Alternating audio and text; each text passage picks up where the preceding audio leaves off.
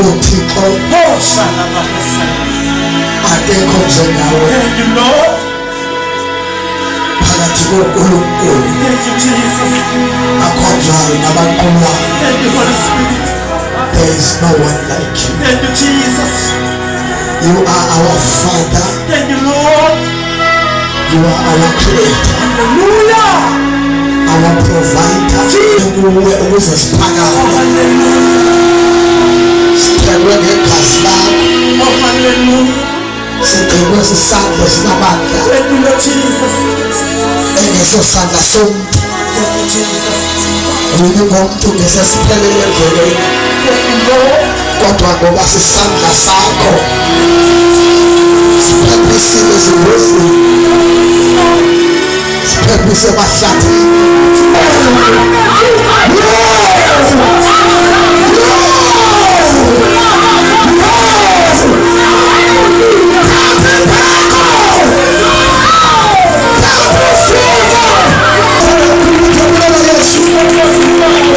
Thank you, Holy Spirit. No waste of time bathandekayo. Qala nje bawuphethe umnikelo wakho ungaze uzise nje ubeke umnikelo wakho uye ngevangeli. Haleluya. Umuntu akazalwa kube kanye. Umuntu manje ezalwa ngokuzalwa. Ayibonge Inkosi. Amen. Haleluya. Ngaphakamisa my father endidibene naye ezintenteni eshumayela evangeli eplanta amabandla. Madoda, I'm so proud bathandekayo. Ngeke nditsho konke umfundisi kodwa kuye nditsho ngesibindi ndithi le ndoda izele. Ufuna umuntu ozeleyo at his age. Izele le ndoda. Izele child. Abanye bamazi unamba uzalwa le ndoda. Abanye bamazi umbulawa bonke bakhuliswa nomntaka Mbhiyozo lokubonayo. Naye ukhuliswa abaninzi. Haleluya. Nami ngidlulile kwezasandla. Haleluya. Haleluya. Hallelujah. Uamen wena ayinguye waseteteni ithanda Jesus. Haleluya. Hallelujah. Haleluya. Jesus. Ebesivuselelo ngemali zakhe. Adlisitim wayihamba ivangeli phambi kwami ndiyibona. Ayibonge Inkosi. uThixo umsebenzisa kakhulu. Ayibonge ivangeli. Namhlanje ndingabhuda nobhuda ngicela ukhaze nisuke kule ndawo ngoba ndithetha ngotata. Asithi amen. Ngicela umntaka bhuta mose niyafika nina. Kudala ngiphethe izitasi. Ndithanda ndinganisusa bonke nonamba. Ndisuka kuthi khona ngoku. Ayibonge Inkosi. Haleluya. Amen. Amen usakhona. Jesus. Sibenye nyawo siyezwini lenkosi sesinikele abathandekayo ongakanikeli uyasithola sesimkile kakhulu sesisizwini lenkosi zomphakathi. One of my fathers, I am so proud of him. Ayibonge Inkosi. Hallelujah. Haleluya. Jesus. Zange basikhatheke baninzi ke otata bethu abanye benikhumbuza ngosingenayo. Zange basikhathe basinika the true gospel. Amen. Ogqiba basijonga kuba sihamba kanjani. Ayibonge Inkosi. So ngimthanda kakhulu. Bekesanqabelana uyandixolisa ndithi tata ekudala ndikukhangela ndikutholile ngoku ngibamba ngempaki awuphinde uphuncuke. Asitheni amen. Ladies and gentlemen, sesisiyezwini lenkosi sizakwamkela the apostle kanti ujala mabandla ndlali ngawe. Hallelujah. He has planted many churches. Hallelujah. Uzele imiphefumulo, uzele abafundisi, uzele abavangeli. Abanye nje bathetha bakhokhela imisebenzi, baphethe ministry. Abanye baphethe amabandla bazalwa ngumpostile uQhingane. Ayikhathele imshana izandla nje lapha kami bathandekayo. Manje bamisebenzisana apha eziphunzana. Ndiyacela xa unako nami sizawujikela phaya kuphansi naphezulu nako umbulawa zohlala eCawe Father. Ngishona izandla umbulawa noNtula. Haleluya. Hlala nawo umbulawa. Ngekabana Nkosi. Bengisatsho umbulawa uba nina bakwethini nifike sekudala naphatha indazi sikampostile. Ngose nithatha indawo yami nje. Ndiyithanda ndinganisuse umbulawa. Haleluya. Kanimshaya izandla ke nomfoka gogo. Izakho uzophakamisa umfundisi ngengoma. Ngegama lenkosi Yesu. Siyabule ke bathandekayo imvuselelo ezinkulu. Kayijaya kumpostile wakendisheni nyawo. Amandike sithethe zonke. Hallelujah. Izagogo sizophakamisa utata. Ndimkelele kuba kagqibelisanga ukuza apha kwegatari useza ubuya. Zamlanda nokuze lusikisiki. Ndimfumene njengoku. Hallelujah. Ngeke ube ready. Kukho into uThixo azayithulula phezu kwakho. Jesus. I just remember the vision eyathethwa ngumntaka Vayeke singapha eCoffee Bay 2011. Uthi umntaka Vayeke zange ngimkele umpostile ngoba uthi umntaka Vayeke ndibone uhamba notata uKhengana nisemvuselelweni. Hallelujah. Hallelujah. Ingathi ingubo uThixo abembathise yona njengoba nihamba nje uThixo uyithethela phezu kwabantu apha emvuselelweni kwenza kibe mangaliso. Uthi le ngubo ingubo yomlindi, and I have seen that in his ministry. Ungamchitha kwezinye izinto kodwa when it comes to indaba kaMayincwane, indaba yomlilo, hallelujah, uThixo umnikile. Kanti ready namhlanje kukho into ezawuthululwa phezu kwakho. Ladies and gentlemen, let us welcome my father esesanga phambili simshayile izandla Apostle Khengana ngegama lenkosi. Jesus. Sikhona izandla zethu nje phezulu. Mhlekazi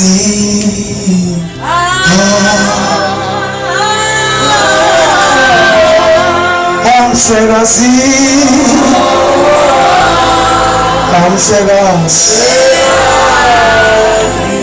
Mhlekazi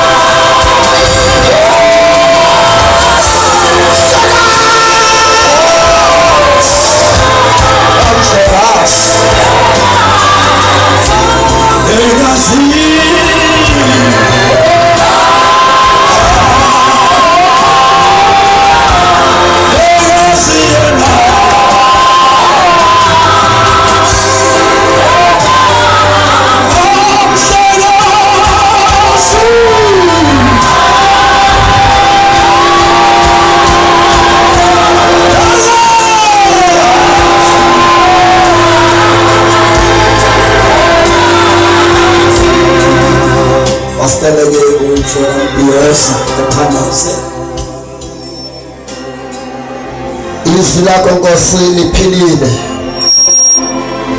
Izwi lakho liphilile. Izwi lakho linguwe. Izwi lakho Nkosi liyingqondo. Bonke abefundisi abakhoyo, otata nomama nobhuti, yelihle igama lenkosi yethu Yesu. Amen. Amen. Besibulisa bonke abantu abakhoyo emhlanganweni wamakholwa ngegama lenkosi yethu Yesu Kristu. Amen. Amen. Masibulele kakhulu kumfundisi uMthithi ngethuba asinika lona lokuba as-invite kwi-gathering yabazalwane.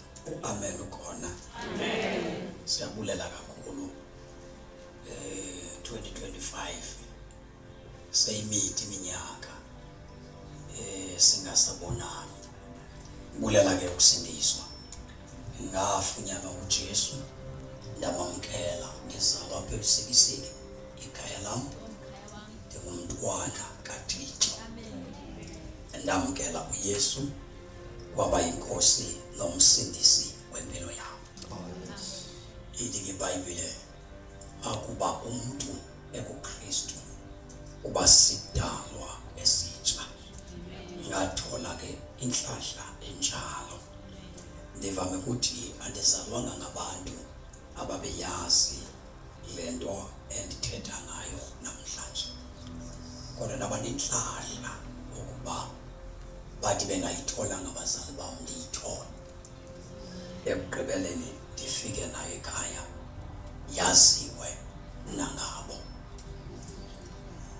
uYesu xa umamkele uthola into engaphezu kwento zonke uthixo angakupha zona. Asikho isipho esegqitha ukuphiwa uYesu emhlabeni.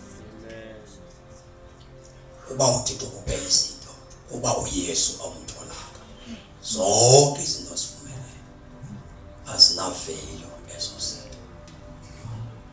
uYesu ke lilona xabiso, yiyona sipho ongathi ka usiphiwe uthixo ube uphiwe into ongaziqhayisa ngayo, ube negugu layo emhlabeni.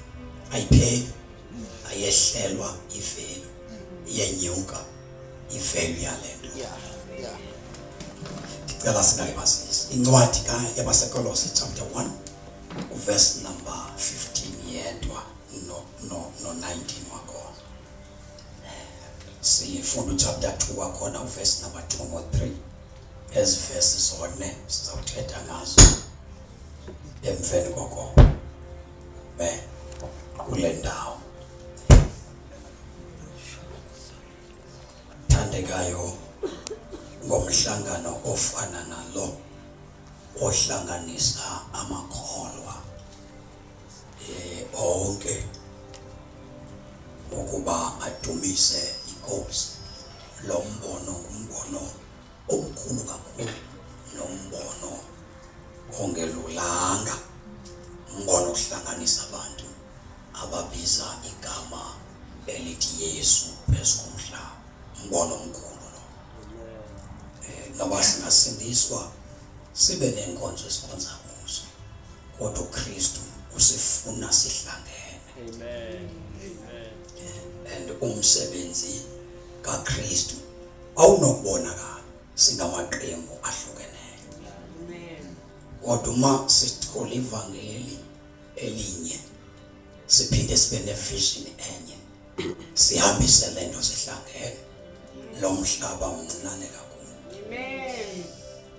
Lento exake umhlaba nexaka uRhulumente ngeke siqake, ngoba into esiyiphetheyo ingamandla angummangaliso. Ndicela siwafunde la mazwi akule ncwadi yabaseKolose chapter 1 verse number 15 wakhona. Uthi sihloko umbongo kaKristu, ngoba ndifuna sijonge amandla apha kuKristu njengamaKristu. uKristu ithi apha yimbonakalo kaThixo ongabonakaliyo, yingqalo nenhloko yayo yonke indalo. Verse 19, uThixo uthandile ukuba aphuphume ubuthixo. Chapter 2 wakhona verse number 2, ndifuna bahlale bomelele bemanyene ngothando ukuze bafikelele ekuqinisekeni ngokupheleleyo ngengqondo beyiqiqa imfihlelo kaThixo. Lo mfihlelo ke uKristu ngenqu, nguye uvimba wendyebo kaThixo yobulumko nokuqonda.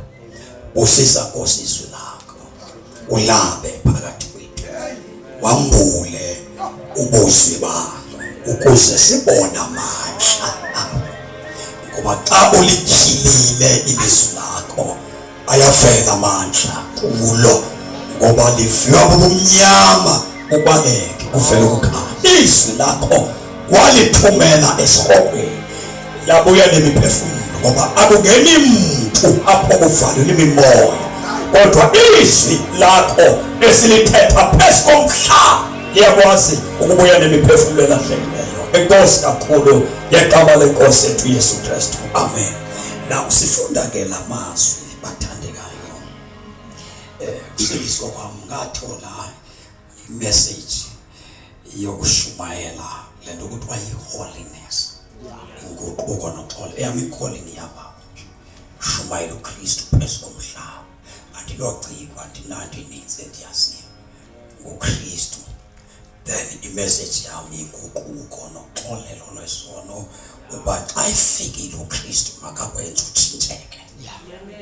Alibonge igama lenkosi. Now uPaul apha ubhala le ncwadi eyibhalela abazali baseKolose echaza uKristu, ngoba uKristu bazalwane ufihlakele. Bakwazi abantu babasindiswe bemvumile uYesu, kodwa bahambe naye bengawazi amandla akhe until uKristu atshilwa akaloncedo empilweni yomuntu. Now sifunda apha uyamchaza ke uPaulos apha uthi oqala uKristu lo esimamkeleyo uyimbonakalo, usho ukuthi awubheke yena ubheke uThixo ongeke umbone. That's point number one. Now wathola uKristu. Ilibambe uPaulos uteketa xa bantu baseKolose nifumene nisithi ninoKristu, usuthi nina niyambona uThixo, ngoba xa nibheke uKristu nibona uThixo ongenako ukubonakala, kodwa phaa kuKristu uyabonakala. Alibonge igama lenkosi. Yabona uba le nto ngabazalwane amaKristu angawazi amandla akuthi njengabantu abasumayela uKristu. Sisingamazi uKristu bazalwane uthethwa ngayo, uthethwa nguThixo ongenakubonakala. Xa sifuna ukumbheka uThixo simbheka kuKristu. Alibonge igama lenkosi. Yona nto uMpostoli Pawulos uthi xa ithetha ukuba ubani wema kuKristu, ilibambe pha ithi uyisidalwa esitsha, because in Christ kukhona amandla okudala into ezingekhoyo zibekho. Awunofeyilwa kuKristu. Emadona awunofeyilwa kuKristu, awunobatshintshi ume kuKristu, igaranti leyo. Kuwa akazogahamba amadimoni ufikiswa kuKristu. Asinamsebenzi mthokambula ukuba abantu bake bafika kuKristu, uyaphele wethu umsebenzi.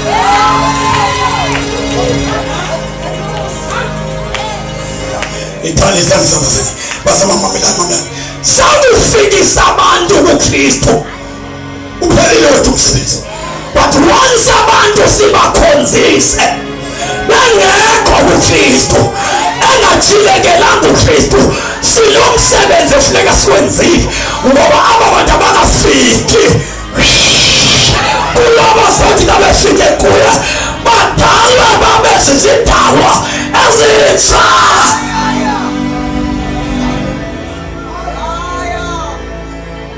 Lo engithetha ngaye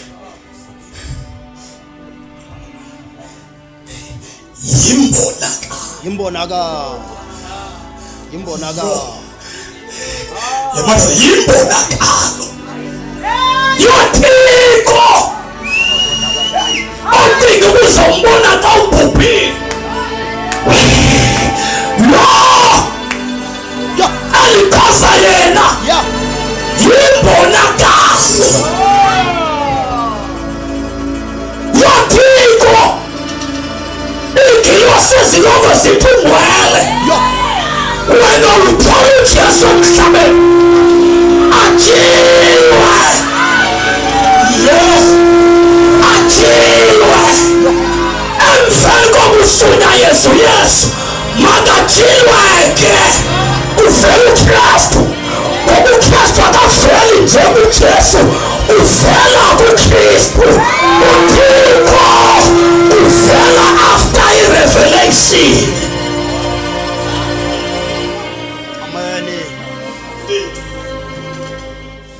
Awunathixo ushunyayize uYesu wangajilwa. Hayi. Awunathixo futhi ulindelekile ukwehluleka. Xa umuntu efumene uKristu noba ube namadimoni, noba ube sisangoma, nokuba ngabe ube ngumphakathi, nokuba ngabe beyiprostitute, once ujile kuKristu izinto bezizakwenziwa ngabantu asenzeke siyanyamalala.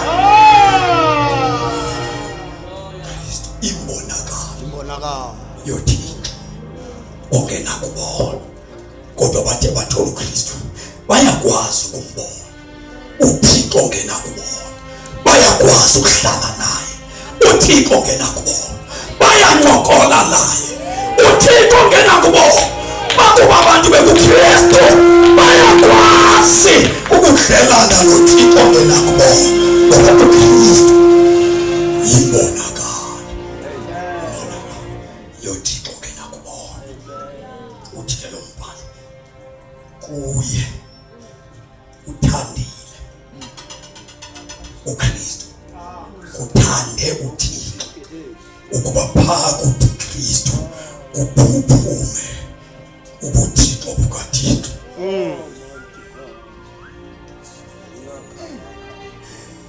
Ndinomfanekiso ke wami, ndingenwe nguKristu ophuphuma ubuthixo bukaThixo, engene ngaphakathi kum.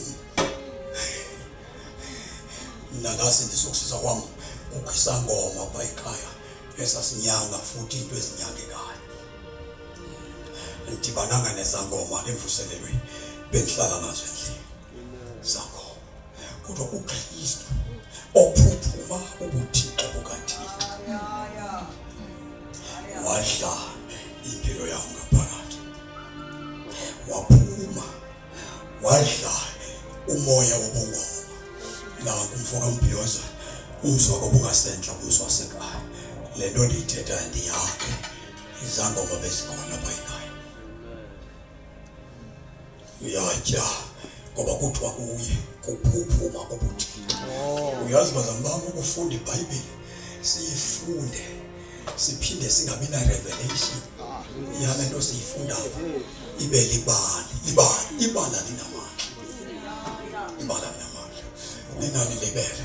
Uba nje iBhayibhile ibhaliwe njengamadoda ayihamba noThixo izama ukusibonakalisela uThixo uyahamba nomntu. Ngokomthetho befana iBhayibhile ayimanga isabhalwa. iBhayibhile befana iyabhalwa ngathi ngobhalwa ngathi iBhayibhile ukuze nabezayo bafunde ngezinto zethu, bafunde uThixo, bafunde ngayo. Kungasafundwa ngehistory yabanye abantu, kufundwe nangathi. Kufanele ngiba igeneration mayishiye imali. Because nakuthethwa ngoKristu akahambi nale generation, izele ifundiswe ngegeneration yesithathu kwayo, ifanele landela ifunda kulisemveli kwayo. Akumelanga into yoba xa sithetha ngoKristu sireferishele kumadoda akudala. Sifanele uba sithethe ngabantu babo abasanda kukhula.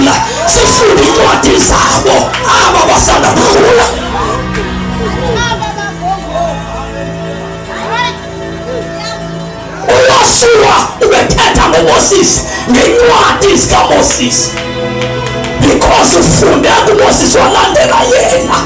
Akumelanga into abakuyakhangela ukuthi wesine uphethwe ngaye, hamba noThixo bekhona esilandela bona. Fanele ukufa kubhalwe into ngegama lakho. Kunjalo. Yonke nje iBhayibheli yethu siyaphikiswa thina fokakho. Anti abantu thina sikoPawulos thina. AsikoPawulos banyanzile abakoPawulos. Bafuna ukuthi kuba bafuna ukubona lo Thixo othetha naye ebonakala kuwe.